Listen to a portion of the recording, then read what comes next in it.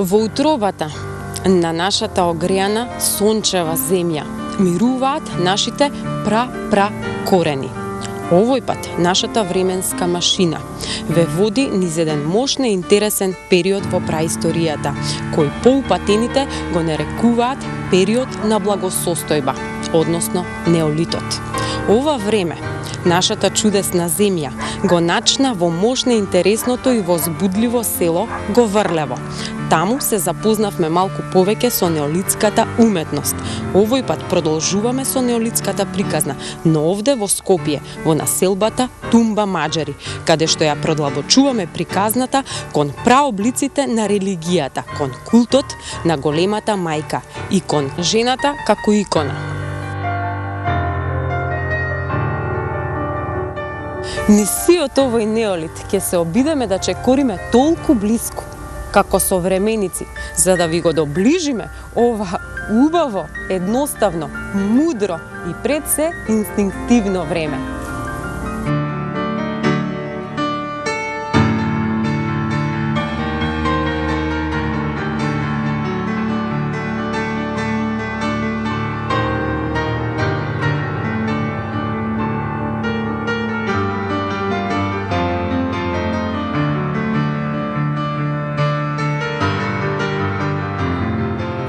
Во ова време на благосостојба цутело примитивното земјоделие, а на повидок било и раното сточарство.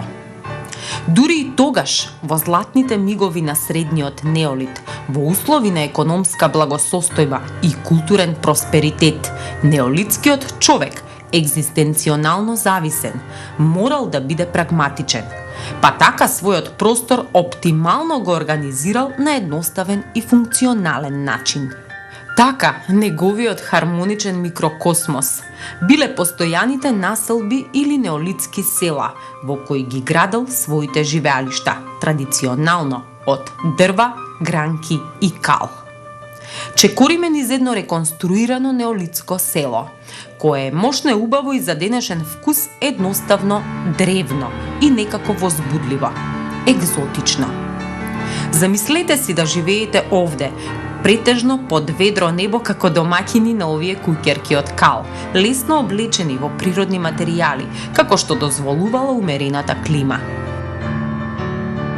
Резултат на честите врнежи биле благите зими, а мочурливото копно било природен акумулатор на топлина.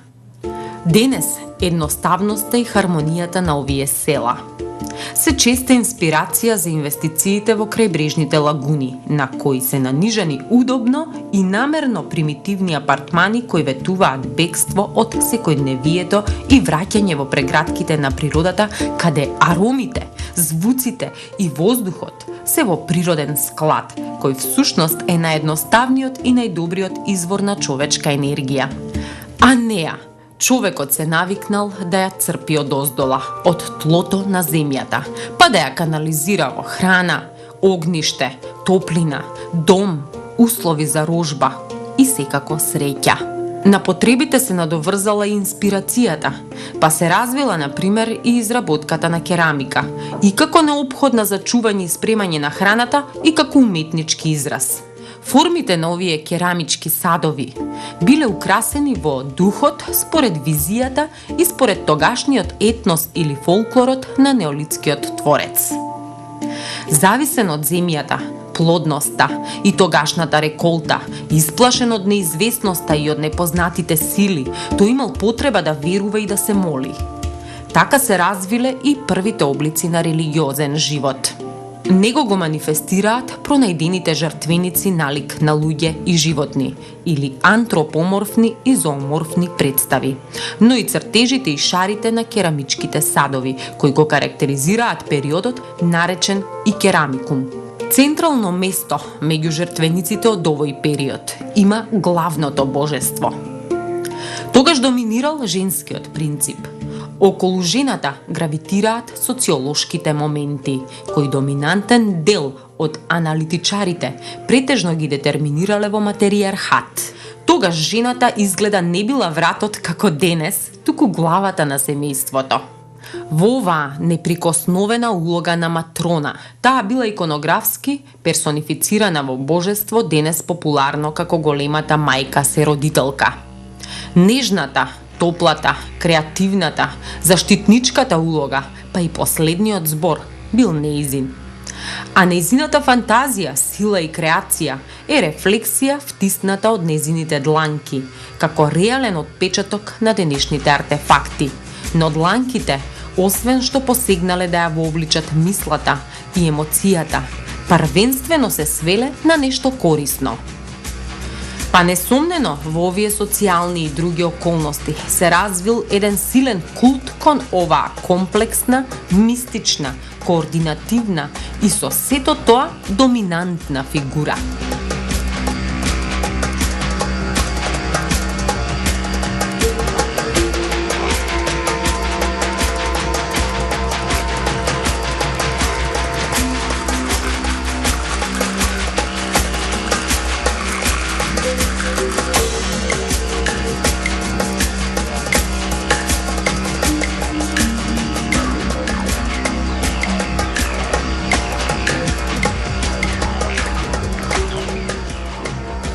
Неолитот или помладото камено време во Македонија е релативно добро истражен, за разлика од палеолитот или постарото камено време.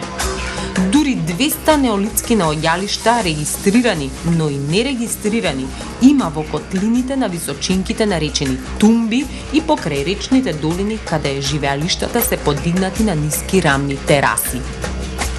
По правило, на тумбите се лоцирале овие пра села, правило кое всушност е сосем логично. Природниот слив од тумбата надоле е идеален услов за природна примитивна канализација, но предност е и добриот видик на околината. Според периодизацијата применета во светот на Балканот и овде во Македонија, тој е поделен на ран, среден и доцен. Периодот на младото камено доба, територијално и временски, зависен од многу фактори, се појавил некаде околу 11-тиот милениум пред нашата ера, на Блискиот Исток, за да заврши некаде до 5-тиот или 4-тиот милениум во студените земји на Северна Европа. Археолошките наоди од овој период во Македонија се ставаат во рамките помеѓу почетокот на 7-тиот до крајот на 4-тиот милениум пред нашата ера. А пак Македонија во срцето на Балканскиот полуостров од секогаш е активен културно-цивилизацијски вулкан, врз чија конструирана културна еруптивност се вперени очите на светот, исполнети со нашите чудесии.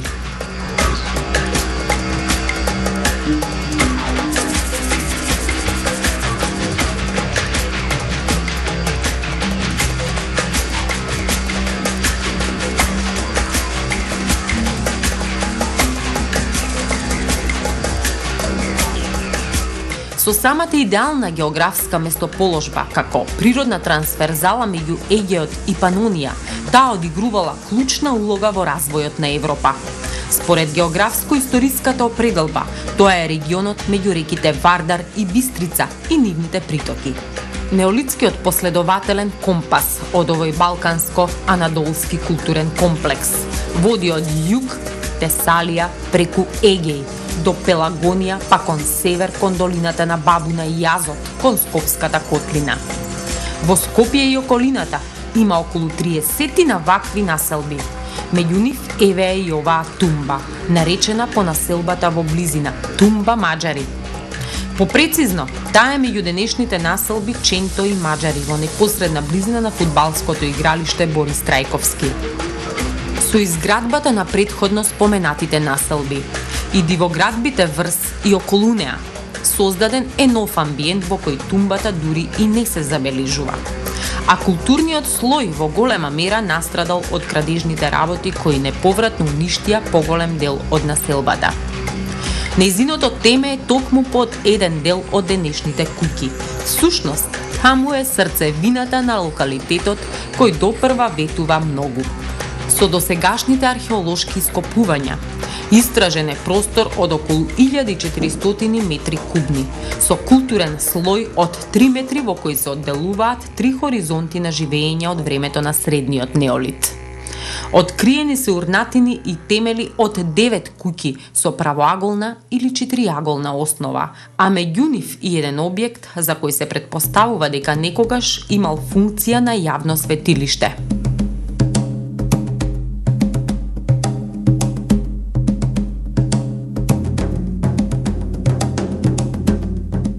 Ѕидовите на куќите биле изградени од набиени дрвени столбови, испреплетени со гранки, а биле обложувани со добар слој лепеш од кал и плева. Нивните реконструкции на некои места низ Европа страдаат од временските непогоди, но овие нашиве се изработени од квалитетна кал, која се врзала мощно хомогено, што изолацијски може да се каже дека се извонредни.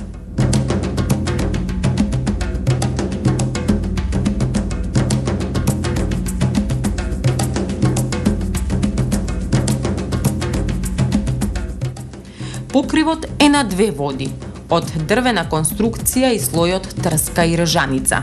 Внатрешноста на една од нив, презентирана како куќа број 1, е поделена со неправилен парапет и токму во неа има 2 печки и мелница за жито. Пронајдените 45 цели садови и многу фрагменти ја прават најрепрезентативна.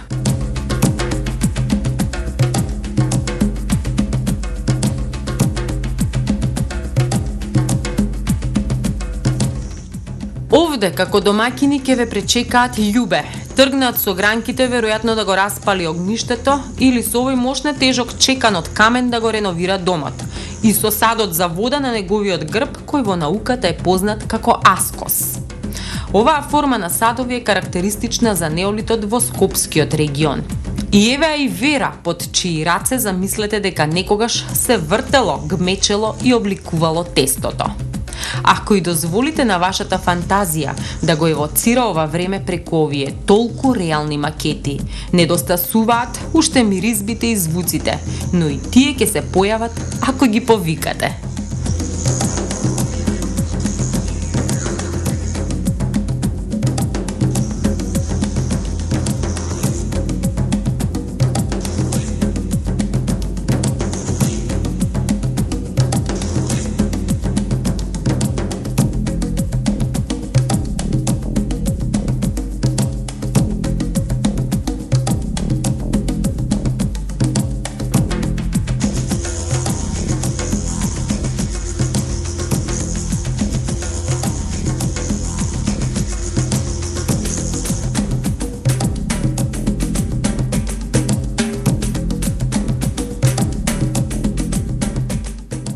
Речиси во секој од овие објекти се пронајдени остатоци од огништа, печки и голем број на предмети, декоративна пластика, керамички садови со своевремени неолитски фолклорни мотиви.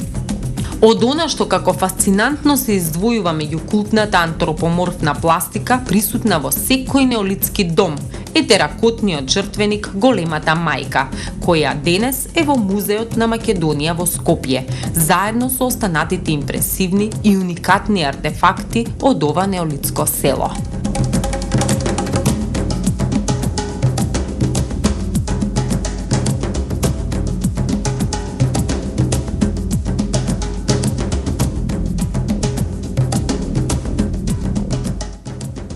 Големата мајка богинка, Магна Матер, е заштитничка на биолошката репродукција, на плодноста, на куќата, на домот, на семејството. Таа е олицетворение на домашното огниште, на топлината. Таа е крилото, скутот на семејството.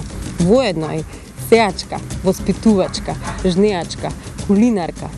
Сето она што представува топлина, дом, но и закон во домот. Оваа керамичка персонификација всушност е света представа. Таа според науката е детерминирана како жртвеник кој што се наоѓа во светото место од домот. Но оваа половина жена, половина куќа, иако испраќа можеби јасна концептуална порака, сепак представува недообјаснет сегмент од историјата и духовниот живот на неолитскиот човек. Затоа е можна и интересна за анализа.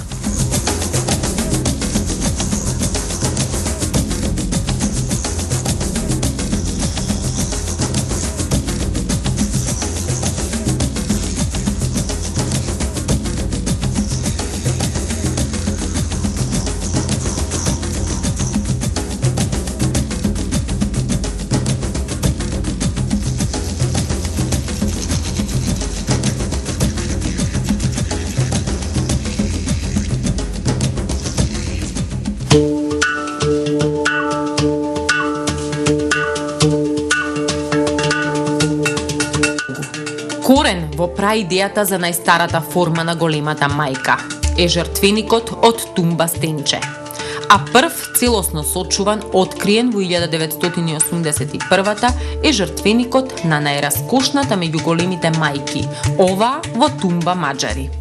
Таа како да се раѓа од куќата, но со смирен израз, бдејќи над семејната хармонија, како што денес во нашите свети олтарчиња на домот или во Божјите храмови бдее и не чува Богородица, како реминисценција на древната голема мајка.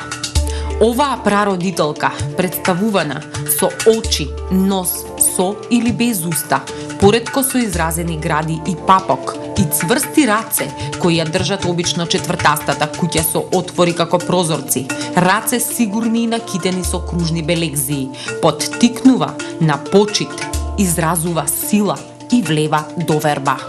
Археолозите горниот дел на овие жртвеници го нарекуваат култен цилиндар. Тој е антропосот или телото кое во овој случај кај нашата популарна прародителка од тумба Маџари заостанува зад маркантноста на архитектурата на куќата.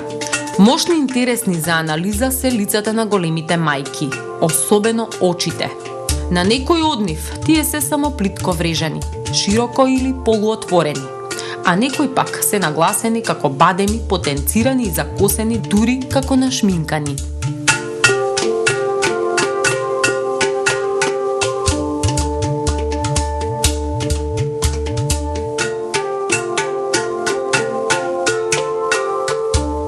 Посебно внимание се посветувало на косата. Фризурите се мощно и внимателно избирани и ја асоцираат тогашната мода која не заостанува според негата и креативноста воопшто за денешната. Неолитската дама и голема мајка има најчесто врежена елегантна афрофризура. Но има и такви кои восхитуваат со стилот, како на пример на една косата е сплетена во двојна плетенка фатена со игла и има насликани кркми на челото. Големата мајка од Говрлево е прикажана со набрекнати и спуштени гради. Стомакот ти е во блажена состојба. Со тоа во прв план визуелно е акцентирана плодноста. Жртвениците на големите мајки ги инспирирале археолозите при реконструкцијата на куќите врз археолошките наоди. Па така, самиот екстериер и обликот на вратите и прозорците потсетува на архитектурата на пронајдените жртвеници, како што е, на пример, вратата на куќата во која е ткајачката што ние ја крстивме Јованка.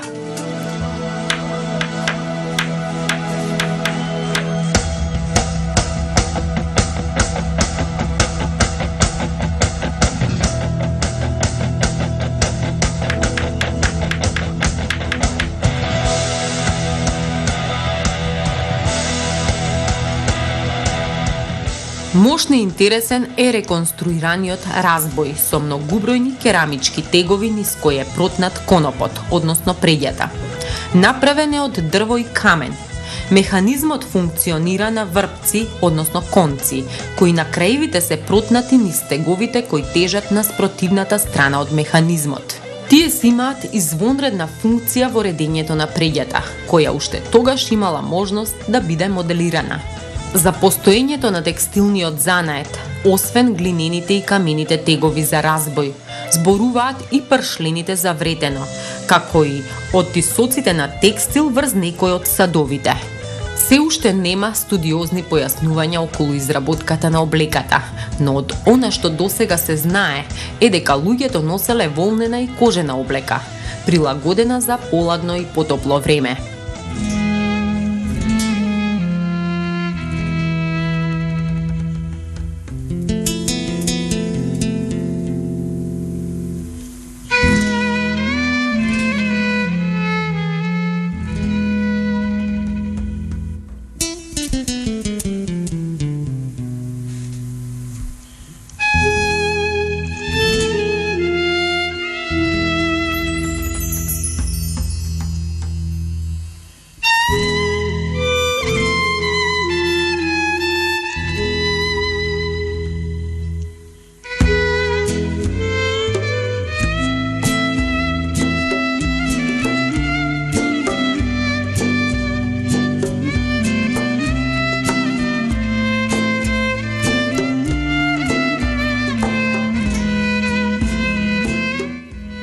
Зад ткајачката има печка.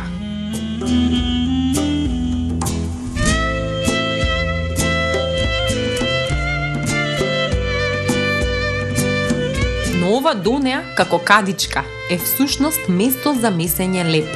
Или како што денес би рекле работна маса. Всушност, сите аспекти од истражувањата го разбиваат впечатокот кој дава погрешна слика за неолитскиот човек, како неуреден, запуштен и неодговорен. Напротив, неолитската или првата архитектура и ден денес е модул за едноставен дом минимизиран на 16 на 17 на метри квадратни, идеално функционални. Видовме килими од рогозина, брачен кревет или спална прекриена со слама. Имале маси, столови, различни садови за јадење со фолклорни мотиви. А од антропоморфните фигури од тоа време се приметува дека жените, освен што биле фокусирани на уметноста, и самите биле нејзиниот фокус. Дека биле дотерани, освен фризурите на представите на големите мајки, сведочат и накитот, монистрите, белезиите од школки, иглите за коса, чешлите. Вака изгледа еден атрактивен гердан од 19 монистри, изработен од различни камени суровини, од кои 2 се од животинска коска. Повеќето имаат издолжена биконусна форма, а останатите се тркалезни. Пронајден е и редок амулет, изработен од коска, со дупче на главата за закачување, кој веројатно е изработен од рог на млад елен. А овие 2 боздогана, од кои едниот е прешлен, служеле веројатно како ритуални жезла.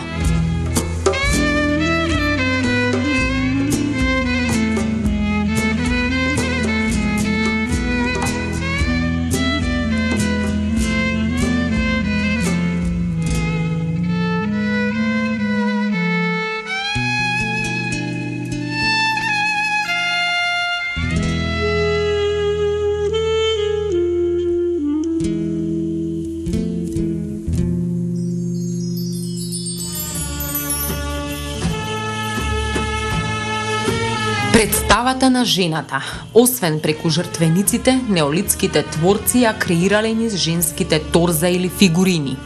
Во крушковидниот облик на телото, нагласените атрибути ја испраќале пораката за плодноста, сексипилот и важноста на женскиот серодителски принцип.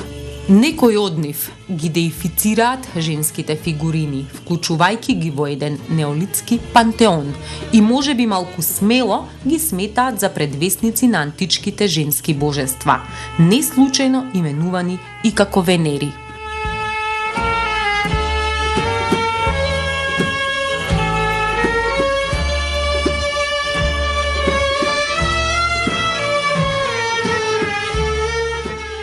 Овде, на тумба Маџари, пронајдена е женска фигурина во седечка положба, изработена од коска и глина.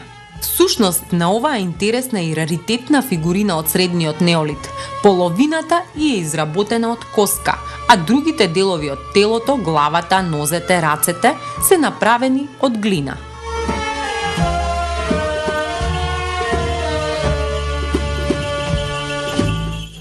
Меѓу куќниот инвентар, вниманието го привлекуваат зооморфните жртвеници.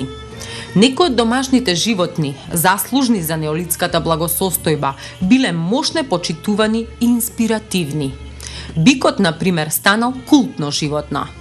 Еден меѓу овие 3 жртвеници, токму од оваа тумба, има човечки лик и потсетува на кентаур.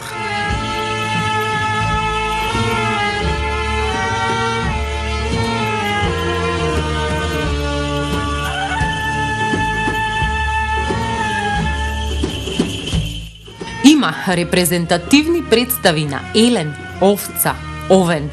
Впечатливи се и жртвениците со еленски протоми.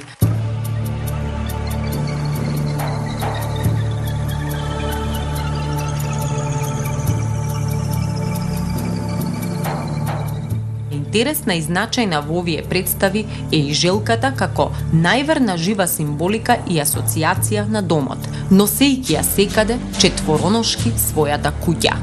Дел од овие жртвеници се од другите неолитски локалитети, кои за нас се значајни фрагменти во сликата за животот на неолитскиот човек.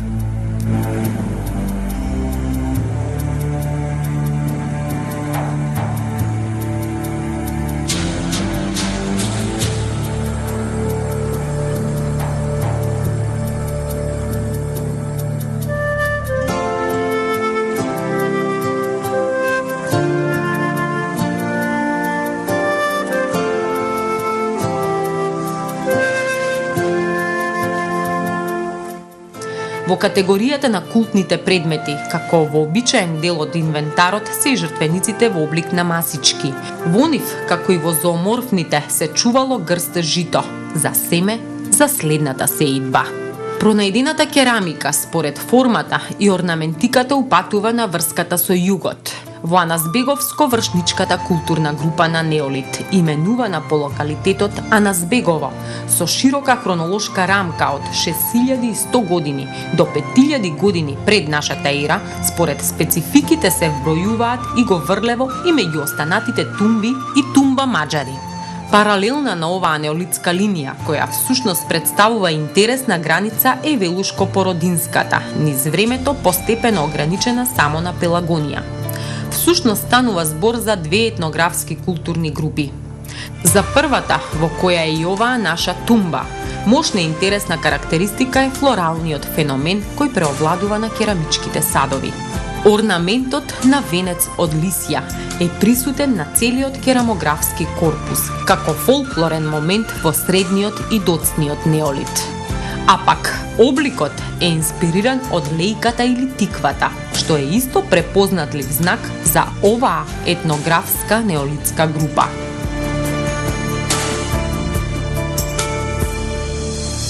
Овие насликани садови, амфори, се меѓу најубавите. На нив преовладува како лајт мотив лента со флорални, вегетативно темно браун орнаменти на црвена фина керамика. Се користела техника на барботин, импресо и бихромно сликање, тоест кафена врз црвена основа. Во орнаментиката кај поголем дел од садовите присутна е одредена символика како дожд, клас од жито, вода, сосем аналогна на секојдневните преокупации на неолитскиот човек.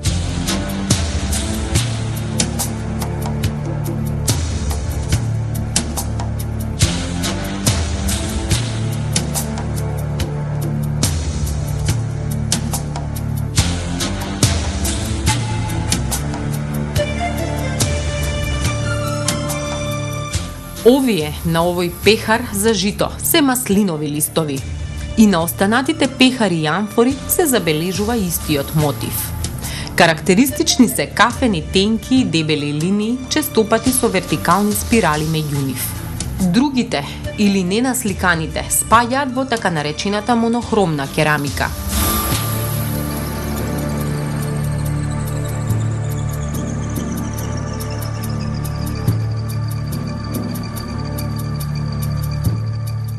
Пронајдена е питандера или декоративен печат како алатка за декорација изработена од глина. Ова округло садче фиксида на телото во позитив има 4 влабени спирали, а идентични на нив се наоѓаат на амфорите и пехарите.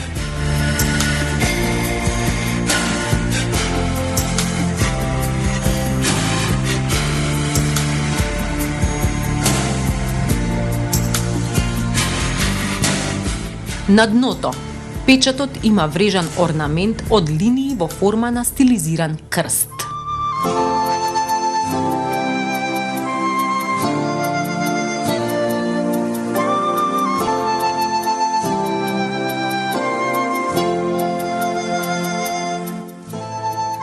Мощно интересен е овој минијатурен сад, кој на прв поглед наликува на гутус или примитивна цуцла, но не е. Во внатрешноста има дупче и собира течност која низ малата пипета можела да се контролира во техниката на сликање, па изгледа служела како примитивна четка за нанесување на боја.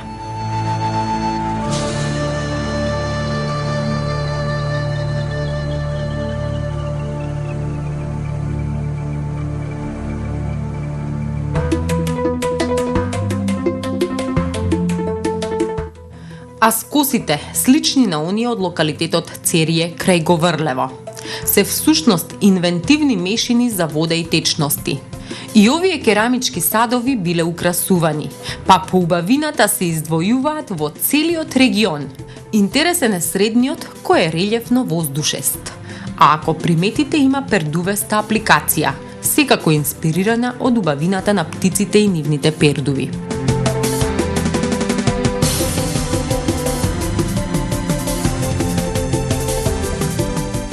Ова македонска набрекната природно-енергетска бомба, според потенцијалот и убавините, со геоморфолошко лице од средновисоки планини, котлини, речни долини, езера, а во минатото и остаток од мочуришта кои речиси ги снема во 20 век, од секогаш била магнетно привлечна.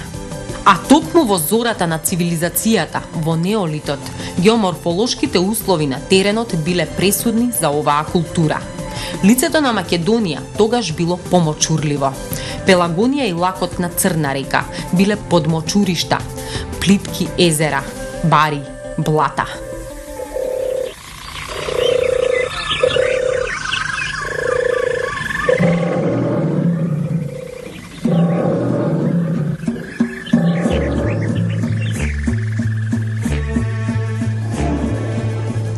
Според македонските научници, наспроти мислењата на французите, например, Катлановското езеро и Арачиновското блато екзистирале во времето на населбата Тумба маđари. Оваа џунгловидна зона, обрасната со трска, шавар, трева, била природен акумулатор на топлина. Во претежно топлиот амбиент, нашиот предок бил свртен кон она што го има, кон природните ресурси, риби, школки, диви птици, дивеч. Па истражувањата потврдиле присуство и на дабар.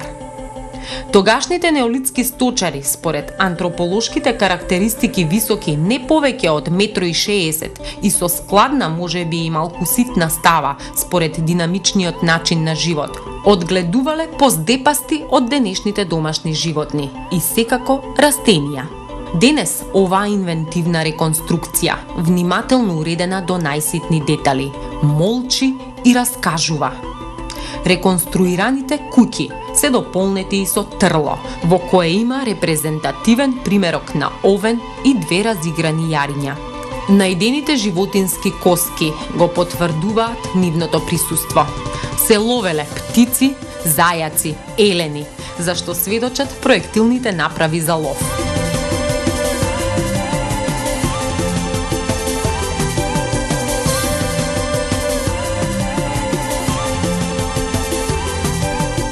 Луѓето биле добро упатени и во риболовот, и секако во собирањето на дивите плодови. На ниво на култно овошје биле оревот и дренката. Овде, освен штубаво вирееле, земјоделието и сточарството. Во помалку родните периоди, тие биле компензирани со останатите ресурси – рибите, птиците, јајцата, медот. Во близината на трлото се наоѓаат и примитивните медови кошници кои наликуваат на купи.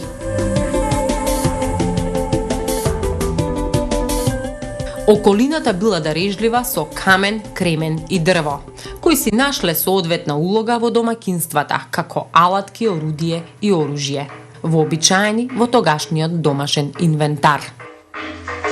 Секирите и теслите биле од тврд камен обликувани и острени со стружење и мазнење, вглавувани во дрвена дршка.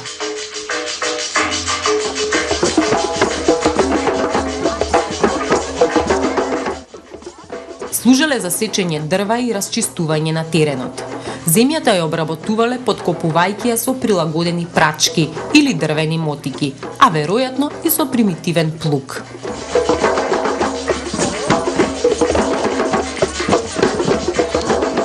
Во ова мало реконструирано неолитско село, како да сопрел за момент животот среде секојдневните активности. Така овде во овие куќарки, приказната за овој убав, едноставен и продуховен живот, ни ја раскажуваат семејствата во нив. Во една, или куќата број 3, која е на спрат, е подигната мала платформа како место за спиење и чување на храна, или што би рекле денес ние, подкровје или мансандра, а според етнолозите тоа е черен. Во нејзино ниво на подот е подигнат мал парапет кој го одделува јужниот дел на куќата од северниот каде што се подготвувала храната.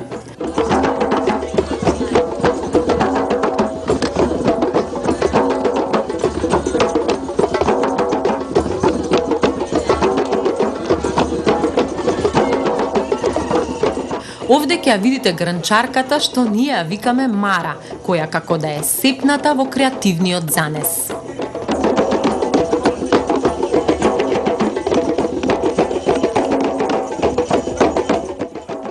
Печката е полукалотеста.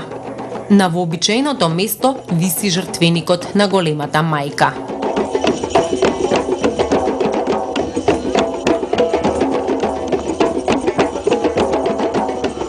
Зад него дзирка малата Кате. Амбиентот и во останатите е сличен, освен во оние кои се наменски, како на пример последната, која наликува на амбар, во која се чувале житните растенија. Всушност, тамо е ризницата на храната, што би рекле шпајзот. Дека станува збор за вистински неолитски домаќини, кои знаеле совршено да го организираат минимизираниот простор, според јасни правила, потврдува и системот од 11 недвижни објекти на длабочина од 1 метар, изработени од лепеш глина со квадратна и кружна форма. Тоа се недвижни објекти со функција за чување на храна, односно некој вид на мини амбарчиња во кои најверојатно се чувало семе за следната жетва. Просторот во кој се чувало семето за жетва се третирало со особена почит и познати се многу аграрни култови од минатото, денес кај нас, но и пошироко. Дали овие така наречени мини амбарчиња се дел од натрешноста на една цела куќа, се уште не е потврдено. Овие објекти сега се на конверзација и реставрација во Музеот на Македонија во Скопје, а заклучокот ќе произлезе токму од оваа сложена научна операција. Последната или куќа 4 во селото е всушност верзија на изгледот на 3 од најдените недвижни објекти, што може да ги наречеме мини амбарчиња.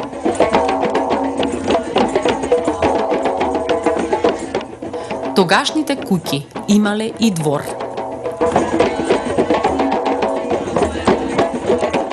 За погребувањето во тумба маџари и генерално во Македонија во неолитот засега многу малку се знае. Овде покрај една куќа најден е детски скелет, а во една друга најдена е долна вилица, мандибула од женска личност. Само во Аназбегово најдени се 30 скелетни гробови. Во другите држави најдени се погребувања во состав на домот на куќата, што значи дека постоела особена почит кон најмладите членови на семејството.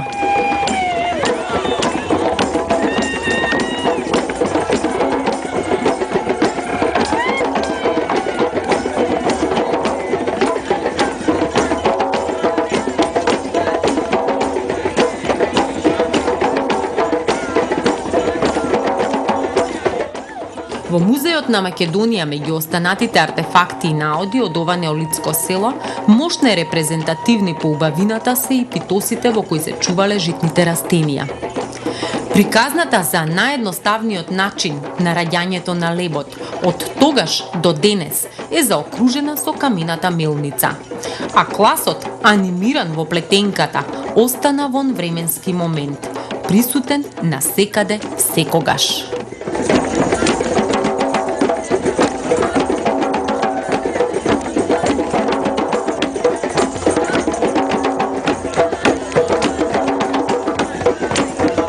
На оваа архитектонска пластика, како фасаден детал, на фризурата на обожуваната мајка богинка и на жената од 21 век.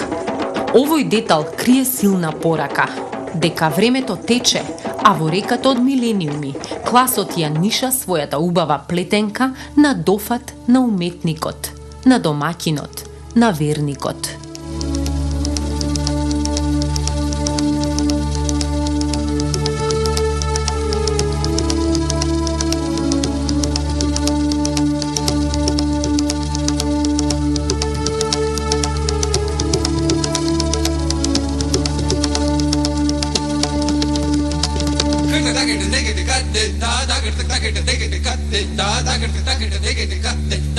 Da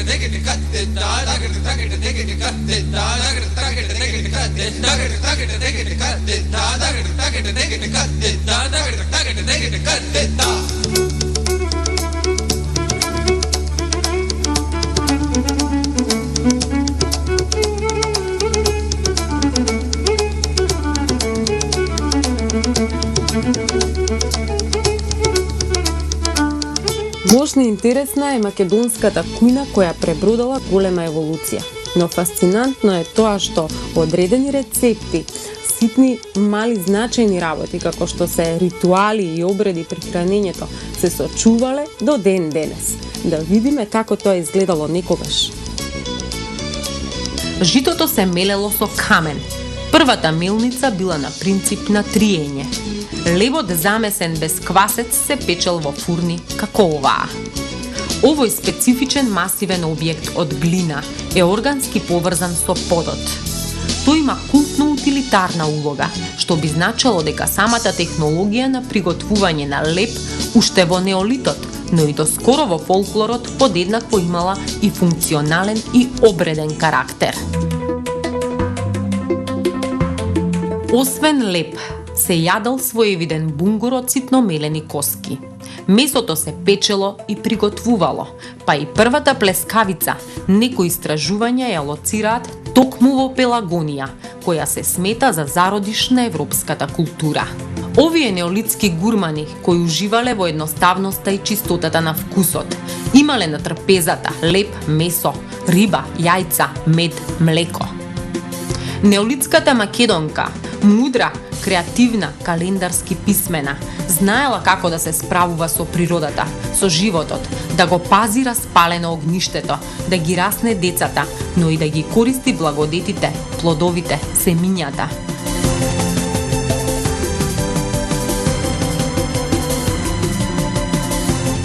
Оваа древна аграрка, освен што ги познавала зрната, знаела да ги користи и да ги одгледува, па и да ги вклучува во обреди, молејки се за плод и рожба. Онака како што и денес постојат литии, молитви и обичаи. Вековите врват, но вербата во силата на природата и во својот своевремен Бог останале.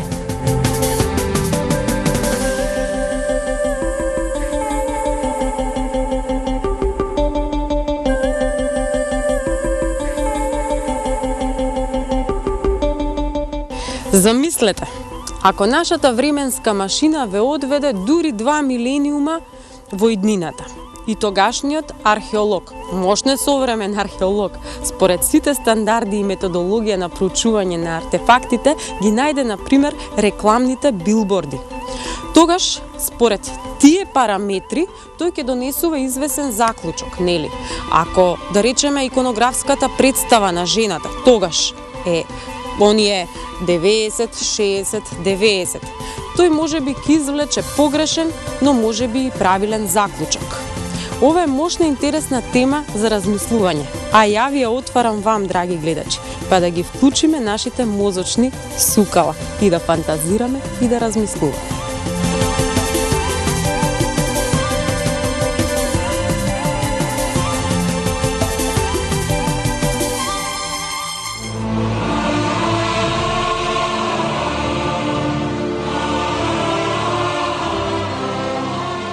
Во улога на неолитски современици се трудиме да ја сфатиме идеологијата на неолитскиот човек. Дали ќе успееме е помалку битно. Важно е да уживаме во обидите, кои ни ја отвораат перцепцијата на светот не само како прозорец кон надвор, туку и кон минатото и кон иднината. Ова патување без пасош и виза се вика слобода, а нејзино превозно средство се нашата фантазија и археологијата. Единствено треба да се најдете на едно вакво инспиративно место, а такви во нашата мила мала Македонија ги има многу и токму тие ја прават чудесна.